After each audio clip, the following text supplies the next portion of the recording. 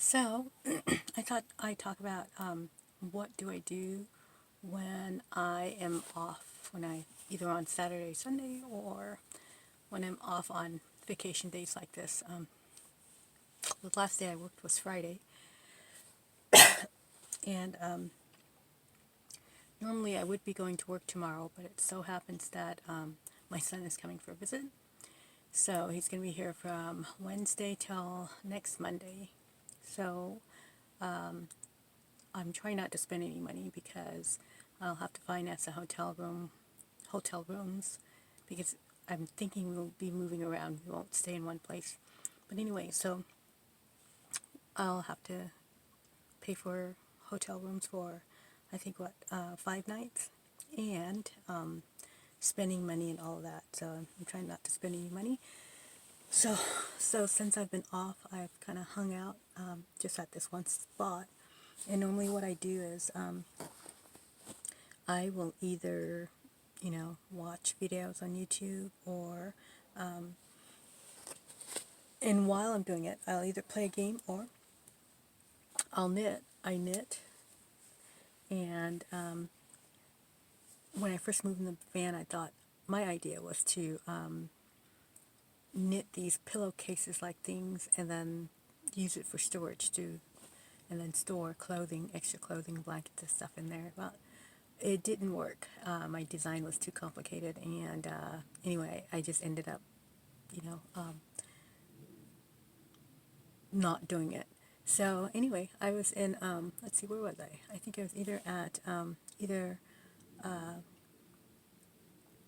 I was either at Target or Burlington, and I saw this one pillow, and I bought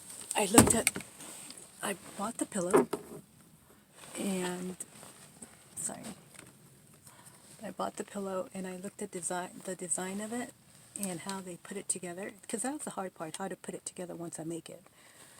So I bought the pillow, and is that better? Yeah. So I bought the pillow. Sorry, my lighting. I always have awful light in here. But so I bought the pillow and looked at it and saw how they put it together, and decided to, their design is much easier, and decided to do one like that. I kind of have this color going all through my van, but so anyway, so basically what I'm going to do is make it about that long, and how they did theirs was they folded it, and then they fold the other side, and then they stitch it all together, and then put some buttons in it. So that's how it's going to be. It's going to be folded like this, and this side will be longer. It'll flap over, and then stitch it up here and stitch it down there, and you're done. So I was like, wow, why didn't I think of that? Because it's really an easy design. So yeah, so my son's coming for visit, and I which will be nice, because I wanted to get in a hotel room not too long ago, but somehow, what happened? Oh, something happened. I ended up not going to one, but it'll be nice to get in a hotel room again, and kind of feel like I'm part of the living again, because that's one of the things about the van. You sometimes being in the van makes you feel like you're not a part of the living, you know. And so that's why it's great to work for me and live in the van, because when I go to work, I feel like I'm part of the living, I feel like I'm part of, you know, everybody doing work stuff, doing normal stuff. I feel normal, is what I'm saying. And then I get back to my van, and it's like, oh yeah, I'm not normal. Which is, but that's me though. I'm, I've never felt like I was normal, so it's kind of nice to have that feeling when you go to work. Another thing I did was, at nighttime I like to wear scarves.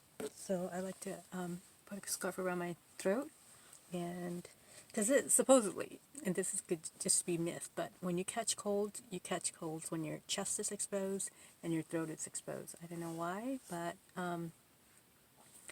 so in the wintertime I tend to wear a scarf to bed. Even when I lived in an apartment, I wore a scarf to bed, and a hat on my head, and because, well, as far as the hat keeps the heat in.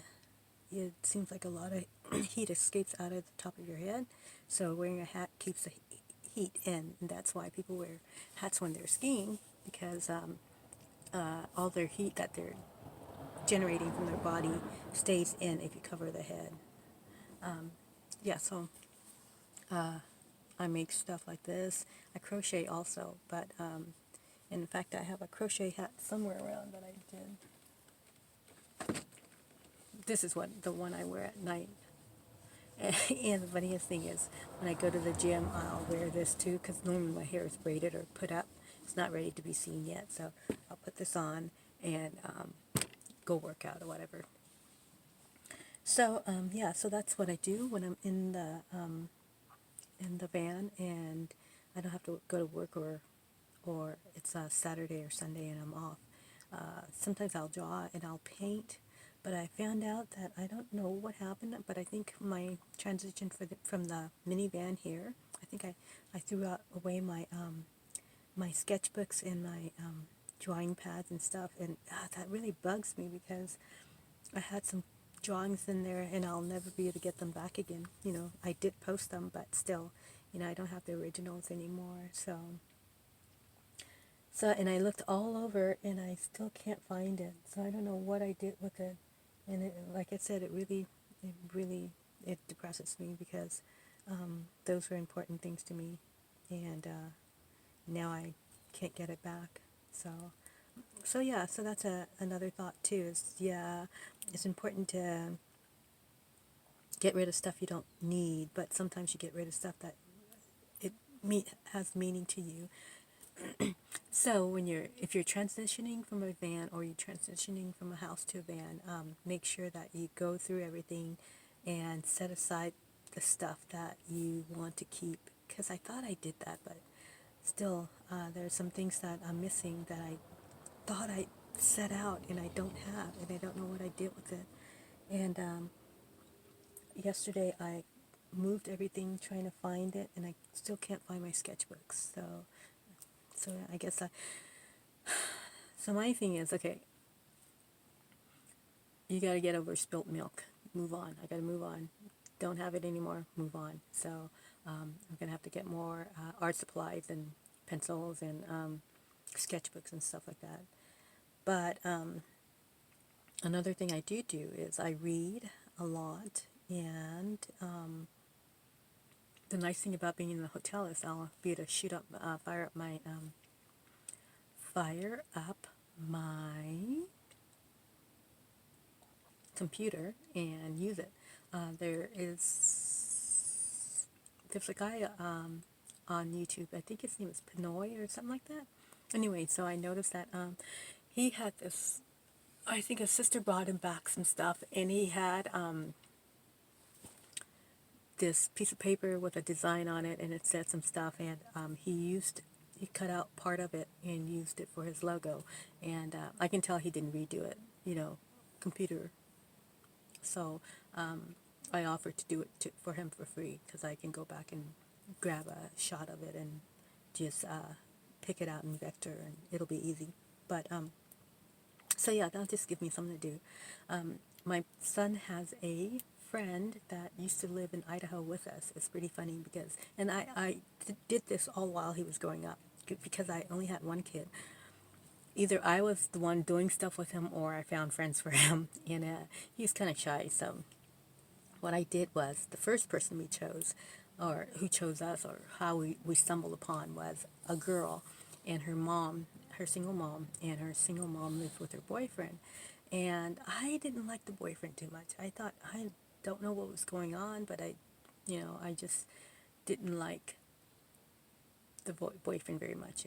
This is what would happen though. The mother would go away, or she would work all day and leave the kid with her boyfriend. And anyway, so it just bugged me, because I think something was going on. And so anyway, whenever I made sure that, especially when I had my son, I made sure that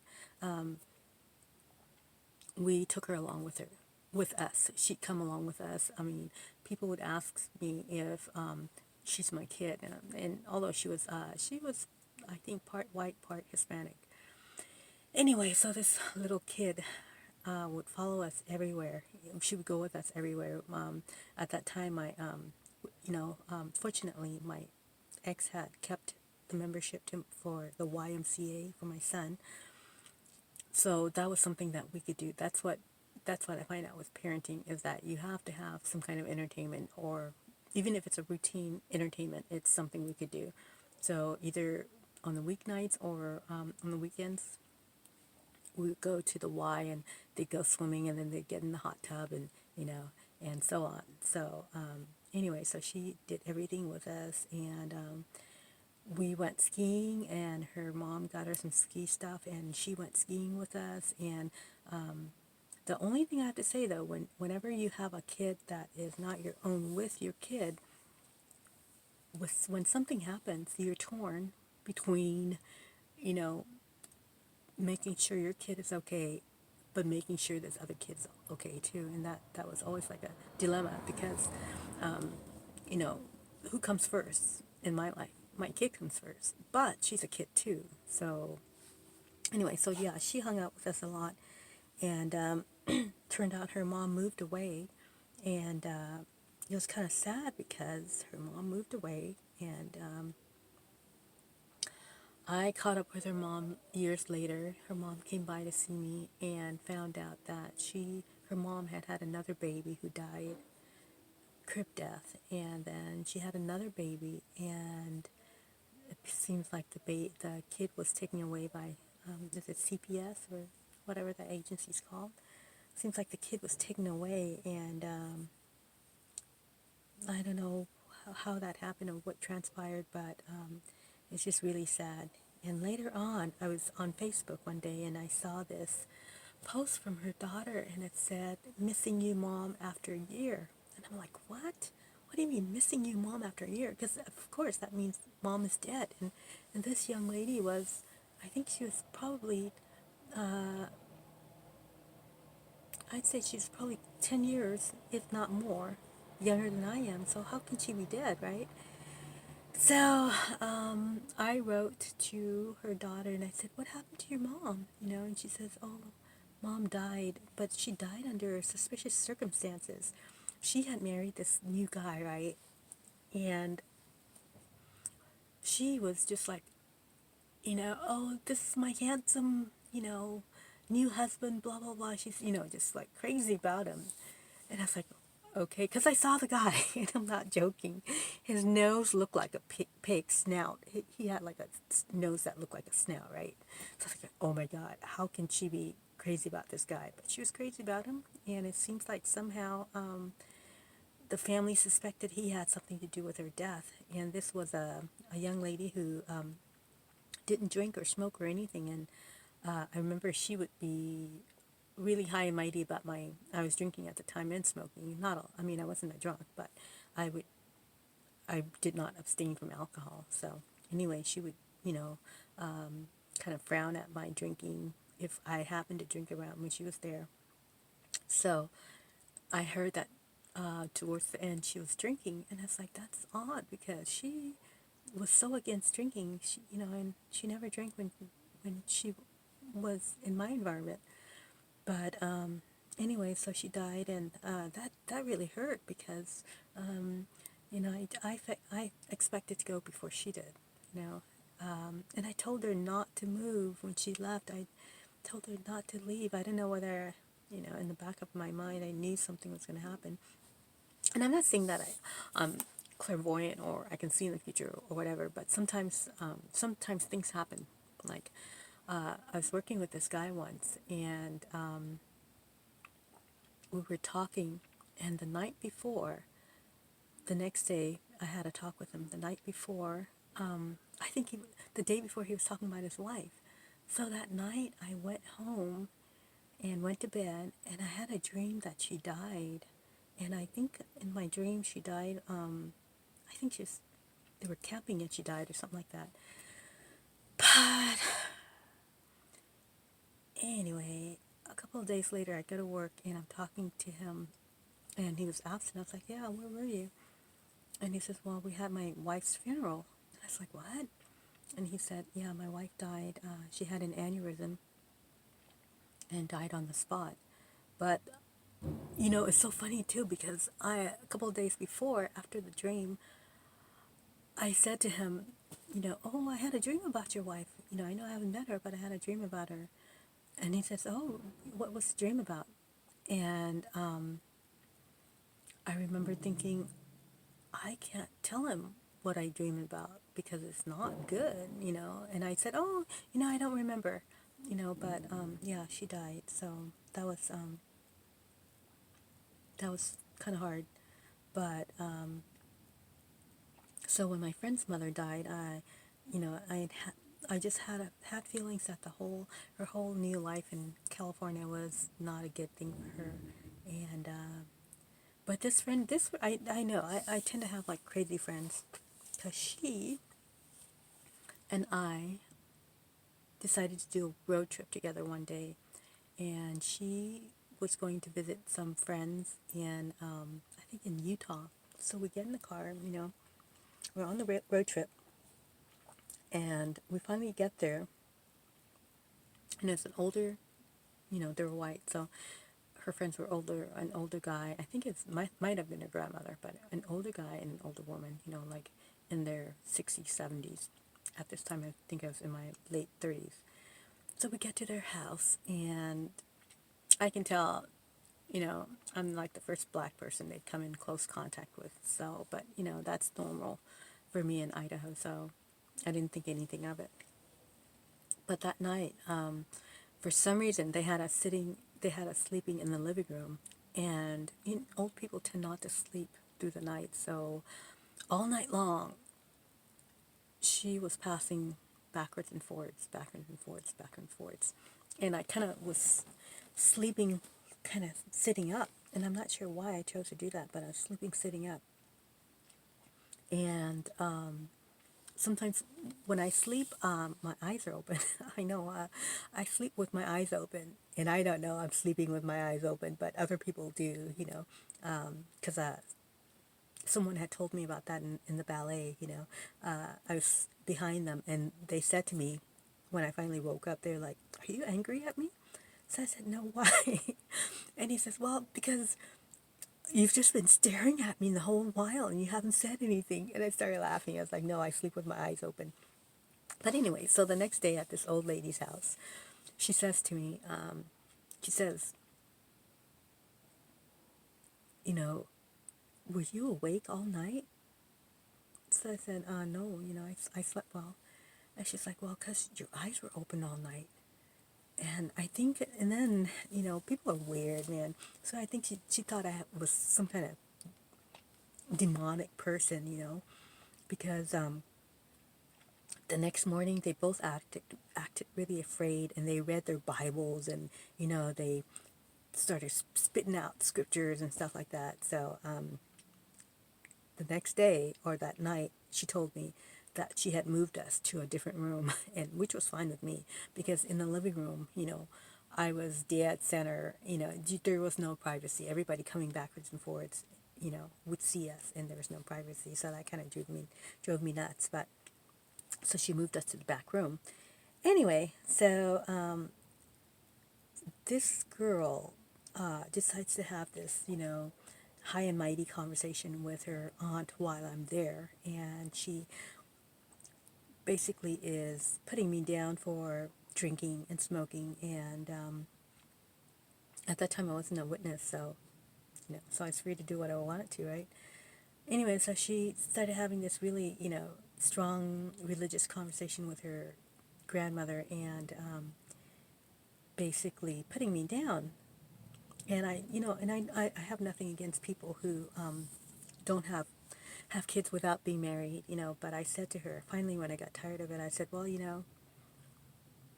the Bible doesn't say you can't drink. The Bible is against smoking. However, the Bible is also against people having kids when they're not married, and that shut her up immediately. But I think it set a tune for what happened next, because finally the next day we left, and we're on the road, and her dog was so, my dog, I had a dog too at the time, and he was well behaved. He sat down, but her dog kept jumping from the front seat to the back seat, front seat to the back seat, and he stepped on my son, and he stepped on his privates. And I was like, oh my God, get your dog off my son, and I pulled the dog off, and she says, that's it. That's it. Get out. And I'm like, what? She's like, get out of the car. You're walking. I'm not driving you anywhere anymore. Get out of the car. So I'm like, wow, we're in the middle of nowhere. I don't have a car with me. We're in her car. She brought me here, and she's telling me to get out. And then I remembered a conversation that she and I had had.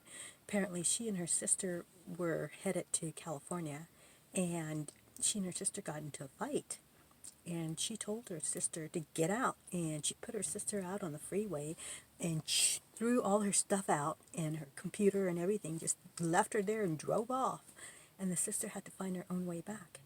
So in the back of my mind, I'm like, no, that's not going to happen to me. I'm not going to let her throw me out and me and my son and my dog and all my stuff. And then I'm black. Nobody's going to stop for me. So I was like, no. I said, you know what? And I got really calm too. And I was like, you know what? We came here with you. We're going back with you. You drove us here. You're driving us back. And I was like, no, there's no way I'm going to get out of this car. So you might as well drive on and get me home. And she was furious. And she just like drove like a bat out of hell. And we got home, and I got out, and that was that. I think we still kept our friendship, but I think later things died down, pretty much because she needed me, she still needed me to be around for her daughter. And I think later on she found out that, or later on, there were accusations that her boyfriend might have been molesting her child. And I thought to myself, I'm just so glad that I did what I could when I could, because I wouldn't want any kid to go through that. And, but anyway, so yeah, this young lady died, and it was pretty sad because, you know, I liked her. She was just a little crazy though. And, actually, I think she might have been bipolar because sometimes I ran into her and she was really up. Other times I ran into her and she was really down. But, anyway, yeah, so I'll continue about this friend we're going to hang out with tomorrow on another video because I'm way over my time.